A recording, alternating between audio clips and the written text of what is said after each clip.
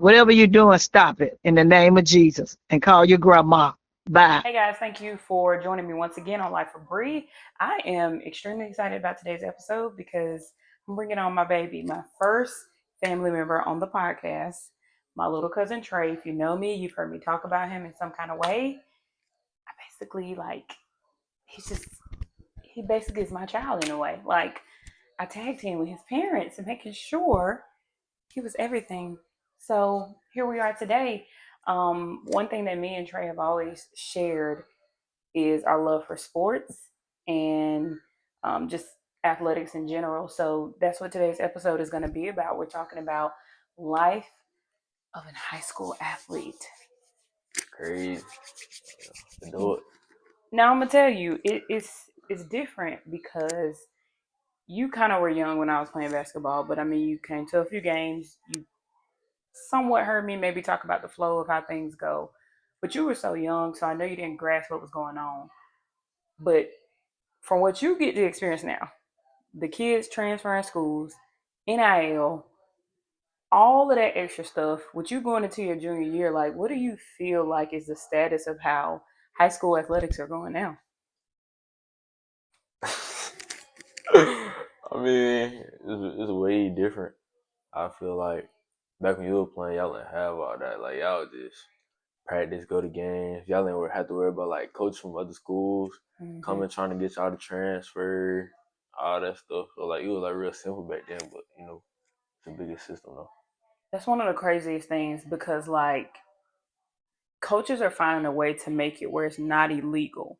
So like obviously you can't just recruit unless like I know private schools, there's a way that they can do it where they're technically not making it illegal. And there's public schools, there's probably a way that they've been able to get around it. Maybe just shop to a parent, like here's our NIL deal, here's what we have. I mean, with you and your homeboys or guys you knew growing up, like you just had a great basketball player graduate with you guys at Ramsey. He's at Ramsey High School in Birmingham. What's the conversation like? If you feel like a coach comes to you, he offer you a good deal. I mean, where where do y'all go when it comes to loyalty, sticking it with your team? Because you've been at Ramsey all since freshman year, but it's hard to turn down a good deal, I'm sure. I mean, when you think about it, like money aspect is great, but at the same time, you got to think about like where you want to be, like, or where would you be more happy at? You see what I'm saying? Like, you already got a bond with your teammates, chemistry, right?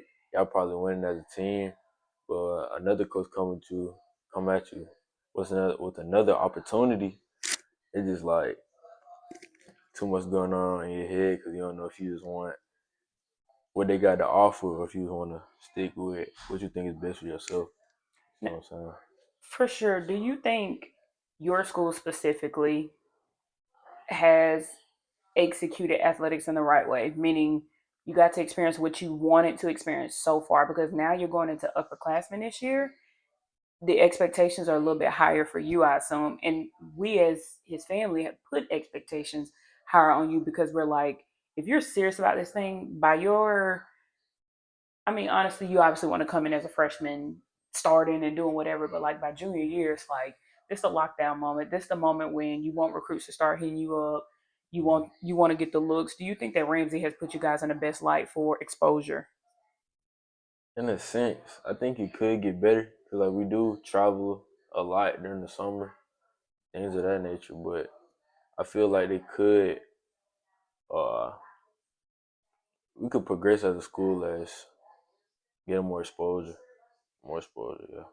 Who are some schools around this area and maybe outside of it that you've seen? I know Hoover. I Like was finna say Hoover too. I ain't gonna lie. I know Hoover off rip because Hoover was like that when I went. I got to go to Simmons Middle School, which is in Hoover City Schools, for a semester my eighth grade year, the first semester, fall semester. And even at that level, um, insane. I mean, the facilities were great. The what they were doing was just amazing. And the girl who ended up being on the team like went on to play in college because they set her up from the beginning. Are there other schools around here that you think are like or in the state, or maybe out of state, just schools that you know of that are really pushing athletics in a way you would want for your school? Uh, I seen Thompson. I ain't gonna lie. You know about Thompson. Yeah. 7-8. It's just mostly like 7-8 top schools. You know what I'm saying? Like we a 5-8 school. One guy is like much facilities, a place to, you feel me, do more stuff as they do. But we try to make it work. Try to get better. Yeah. So let's back up to the passion for basketball, why you're playing it, why you love it. Because, like I said, you've been playing since what, middle school? I'm from elementary school. Elementary school. Clearly, there had to be a reason that kept you going and kept you consistent. What kind of started your love for basketball? Why are you still playing now? Because you play football, you realize that's not something you want to do. Yeah. So talk about both. Like, what made you stick with one? What made you give up one? I love, watching y'all outside hooping, y'all playing basketball with the family and stuff. Watching TV, see Steph Curry shooting three.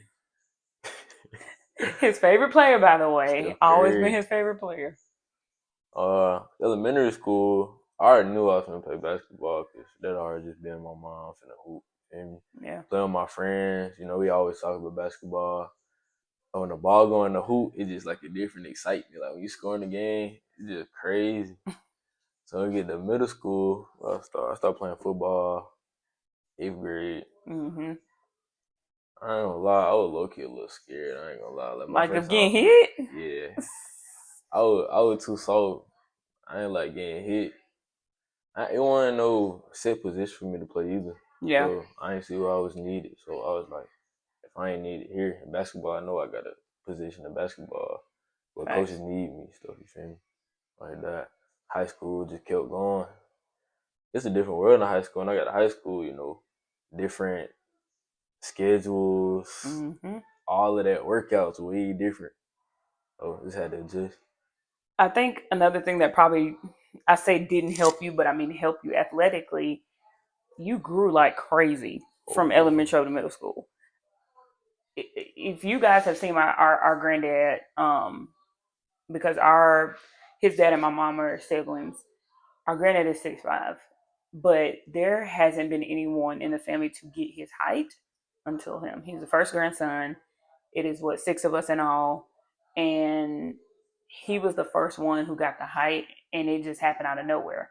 Like when he was little, I mean, he was average baby size. Like you would just like I just remember one day seeing you and then seeing you again, and I'm like, wait a minute, and then it just kept happening. I'm like, bro. So I know like people came up to you too, like if you ain't playing, you need to be playing, and like talk about how you've been able to utilize like your height to your ability. Height. When I was little, I ain't gonna lie, since like elementary school, I still been playing like kind of like the big man because everybody still been a little shorter than me. Yeah. As growing up, people be 6'10", high school, they be overly tall for no reason. My height, I just get better looks in the game, period. I can see other people shoot more, jump high, can dunk, you feel me? Mm-hmm. You just do more with your height. You know what I'm saying? What would you say is like the average height for your team since you kind of been there? Like who would be maybe the tallest that you play with? On my team? Yeah. Tallest dude I play on my team, he'll probably like 6'8", 6'9". And you're literally like what? Like 6'4", 6'5". Exactly. Yeah. So, and you're a junior, and we keep saying that you might. Well, he's gonna get there. I think you still. They say that boys stop growing at 21, and girls stop growing at 18. Or I'm either flip flopping it, but either way, I know you turned 17 this year, so you still could possibly grow a couple more inches. Y'all, my whole family's all been talking about it. We think he's gonna pass my granddad. I just don't. The way how fast it happened, I'm like, if you stop now, I'd be shocked. And then you playing sports, you're stretching, and it's just helping you grow. But ideally, when you get in the league, positions can vary with height. Oh yeah, it's different. You know what I'm saying? So, what are you feeling like you would want your set position to be if you go to college and continue to play, or if you had a chance at playing, professionally? when it gets to that point, I look, you want to be a guard, big guard. You know, handle the ball, shoot the ball, move around, see the court. You know what I'm saying? So if you're aware the role you want to play in high school, in college, and if you make it professionally, what are you doing specifically to better yourself for that role? You know, if you say I want to be a point guard, your ball handling skills are going to be out of this world. Passing, your vision of the court, you can recognize and write down these are the things I need to do. So, how are you kind of training to be better at being transitioning from a big to a guard? I don't want to say I'm necessarily a full beat right now. You know, Yeah. I still control the ball and stuff, but you know, I was in the gym working on it, doing a lot of skill work. You know what I'm saying? I say we work on it anyway, so as long as I can do everything from a big to a guard, I'm straight. I'm still working on it too, though. You know what I'm saying? One thing that I've heard from students around your age is that they don't always feel like their coach pours into their needs, maybe. It's really hard to get the one-on-one time with a coach when he has to be with you and the rest of your team. He can't always take that time with you. Um, do you? I know, like your coach is. This is his first year. Um, do you feel like he gets to kind of hound, like pull you aside and say, Trey, this is what I need from you? Do you feel like you guys get to have that um, evaluation, I would say, with your coaches and kind of go over what you specifically need to do to get better? Oh yeah, I know he gonna do that for sure. Like he already showing it, like how we need to get better as a team and get better individually. He already got the position coaches set up, tell us about our game, what we need to work on. I feel like that's something that's gonna make our team better right now though. Cause our last coach, I ain't gonna lie, he probably just had a couple favorites. He only worked with them, make sure we was straight. But he didn't really care about the whole team as a full how this coach, how he finna do. You know what I'm Well, that's a positive. saying? Always a positive. One thing that advice I was always given is like the best player you become normally happens away from a game, away from your team, not necessarily a team, but like away from practicing with them. It's more like what you do by yourself. Behind the scenes.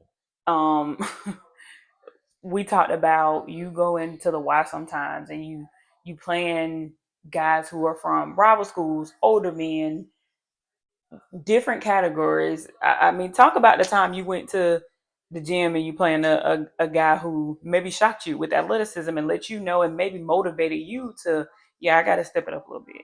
Oh yeah, we walked to the Y. It was this old dude about pushing 50. You wouldn't even think he hoop, you feel me? But he called us over there. He was like, hey, y'all trying to run threes? Yeah, it was him. He had his son and this other dude he was training with. 'Cause at the end, he told us he was a trainer. We ain't know for real. We ain't know. So he was like, oh yeah, y'all trying to run threes. It was like, you feel me? We think we straight. It's me and my homeboy. We all hooper, you know, we finna go crazy. We get the hooping. We can't even guard him for real. I ain't gonna lie, bro. Just shifty, can shoot, everything. But he pushing 50 though, so his athleticism out the window. His son great too. His son he play at some college. I forgot what college he goes to, but his son real good too. And the other dude he was turning, it was good too. But that do make you want to go step your game up. You just going Yeah. out in public at the Y, you just getting busted up in the run. So When you're evaluating yourself, how do you be like real and raw? Because there are guys who will, you know, you see it at the Y too, I'll say, because sometimes I used to go to Y in high school and this guy's like, yeah, you can't guard me. You know, trash talking is a part of the game. Cool. But realistically, sometimes players will talk the noise that they can do this and don't live up to that. How do you be real with yourself in the mirror and like, bro, yeah, I want to be a 3-point shooter or I want to be the best defensive player, but I'm not. Because it's hard for people to accept that they're not what they want to be. How do you be real with Trey and say, like, no, I could be better in this category? that's what you're saying. But like other people, They play off ego, pride. They just think they can do everything, so they finna go out there, call you trash. Oh, I can do this better. I can do this, that, and the third. But they're not looking like what they actually can do. They just about all that talk. When I look at myself, I look in the mirror. I'm looking at my film. So I'm just thinking about what I did or what I didn't do in the game. I'm like, oh yeah, I missed that box out. I should have shot right there. I should have passed it, plus one pass. You know. Another way into growing that I always felt, and I tell you this all the time, I regret, is that my mom didn't put me in AAU, or it just wasn't then. And like how I say it's different from when I was in high school versus you, it's different from when my mom was in high school versus me. Mm-hmm. I don't even know if she was playing at Garywood before she went to minor. Like, I don't know if the kids around her were playing AAU, so maybe it wasn't pressing the issue for her for me by the time that I got to high school. But I always felt like that the girls who played it were so much better, and I felt like they got the one-on-one time that I wish we could have had with our coaches. How do you feel about that? Do you think, because now super popular, you can get an NIL deal off an AAU team. Mm-hmm. Like it's getting to that level. What do you think it does for your game if you're playing AAU or travel ball on top of coming back and playing like high school? Man, it's a lot of pressure, a lot of stuff on your hand. But you playing AAU, you playing in these big circuits. You gonna play the top people in the country, top people in the state. You know, you gonna get better playing them, cause you're not just finna go out there and just be slop. Like Mm-hmm. you ain't just finna show your butt like that. Like you gonna have to hoop. What did your coach tell you about like the guys that you could meet possibly in AAU league? Only thing you talk about that for real. He already know what time they be on though. Like they probably work hard. They probably do all this stuff, but you just gotta be ready. Playing 2K versus playing in a real game, obviously so different. You and your teammates play all the time. You and your homeboys play. I know this. I'm aware. Oh yeah. But I know you get a piece of that what if type deal. And even for you being in high school, with you seeing the NIL deals for somebody your age, you may get a piece of that what if. How do you manage that? Like, what if I got an NIL deal? What would I do? Man. Have you ever thought about it? Like, it don't be like jealousy though, but like, dang, I wish I did have an NIL. Facts. Crazy. And what is your like? What if you make it to the league? Like, give me your dream mindset. If you could make it to the league, who you want to play for? You know, what's the lifestyle that you feel like you live in if you make it there? So boom, straight to the league or like through college? We can let's throw in college. Where we going to college? How long we staying? And then what we doing when we get to the league and like how we moving? So boom, I'm a 5-star coming out of high school, right? Okay. We're going Ramsey Rams. We're going straight to Duke. No question. That's always been your school. We're going straight to Duke. I would say Kentucky, but we're going straight to Duke. One and done. We don't need no distraction. We going one and done. Straight to the league, first round pick. You feel me? Get the bread. I don't even want to meet Rod though. I was gonna say the Warriors, you know what I'm saying? Oh, of course. I don't want to be like that, but I do. But that's your team. Yeah. That's the team you grew up with. So it's okay. It's okay to have those goals. Yeah, I know lifestyle gonna be different. It's something you gotta adjust to, but you know, a lot of money, and you playing in the league, just great lifestyle. You would be one of the first in our family to go off to school that far and have a career that far. Like our uncle went to the Navy, so he traveled, all the time and would be gone. But, when you get into that life, you're gone all the time for that amount of people. Like he had times he could come home. Does that scare you at all? Like, are you nervous about if I want to get where I am? Alabama doesn't have an NBA team. You'll have to leave here. I mean, and it's a possibility. The closest you go to is the I was about to say the Falcons. Goodness, the Hawks or the Grizzlies are the next team closest to us before you get into your Florida teams. I mean, does it scare you, like, if this lifestyle takes off the way I would hope it does and want it to, I'll have to be away from family for a while. Man, you still love your family, but you still gonna be excited to get out that space though. Leave the crib, leave Alabama. You already been throughout basically everywhere Alabama. You gotta see something new, Yeah. enjoy a different lifestyle. So by the time I get out of Alabama, it's gonna be insane. We still gotta adjust to it, get used to it, but I feel like it'll still be fun. So tell me, let's talk aspirations for this year. We talked about your future plans, where you feel you are now.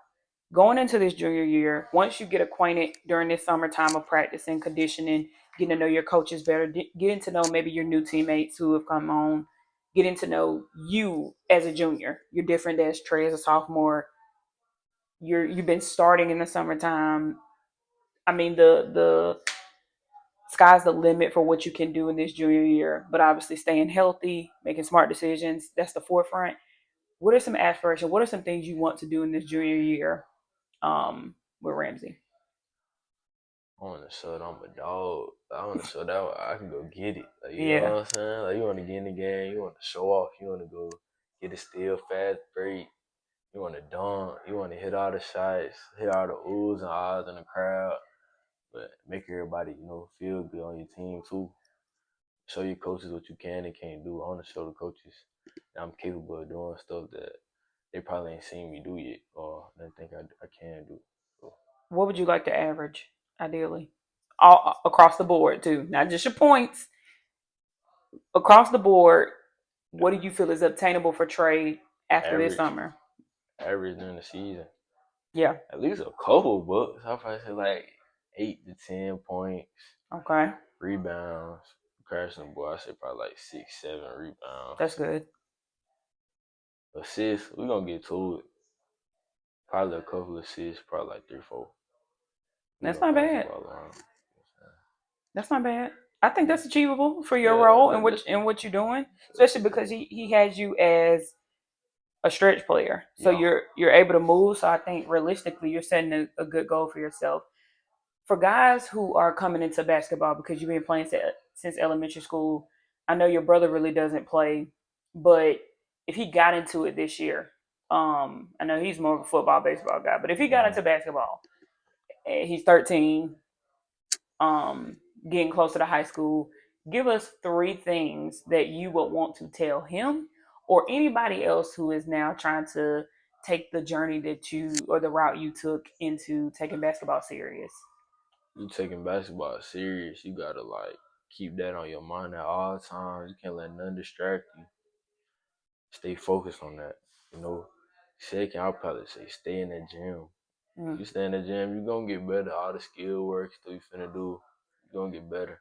Stay conditioned too. You know what I'm saying? You gotta work out. Like me now, I know I gotta gain some weight. You feel me? Put some muscle on. But you coming in, it's them big boys. You still gotta stay in that weight room. Get to have that mindset. Well, I appreciate you, sir, for coming on. He's just my favorite young guy, and I'm so appreciative to talk to him and catch up and know your mindset about basketball. Yeah. Appreciate you, dog. Y'all have a good week. We'll see you next week.